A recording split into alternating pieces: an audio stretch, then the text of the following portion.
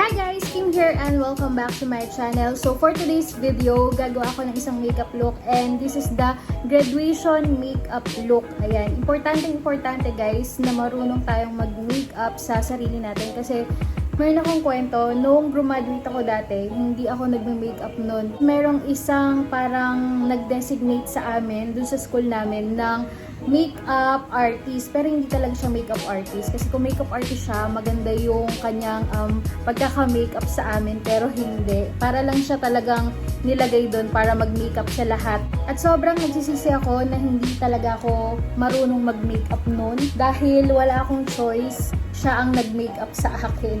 Ito yung makeup na yun. Ayan. As you can see, tignan mo yung aking eyeliner. Ayan. Diba? Lagpas-lagpas. Tapos yung aking kilay, tignan mo naman. O diba? Kamusta ang aking makeup? At yung lipstick ko. Diba? Hindi siya pantay yung aking lipstick. Grabe. Tapos tignan mo naman, hindi man lang inayos yung buhok ko. Hindi man lang inayos yung suot ko. Diba kapag magpipicture ka, nakikita yan nung cameraman or makeup artist. Syempre, ayusin nila bago ka nila picturean. Eh sila, basta mapicturean ka lang, ayan. O, diba? Kaya, importante na marunong kayong mag-makeup.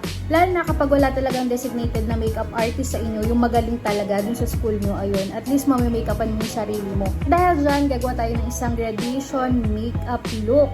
So, kung gusto nyong makita guys, yung aking finished look para dito sa graduation makeup look or makeup tutorial na gagawin natin. So, please keep on watching.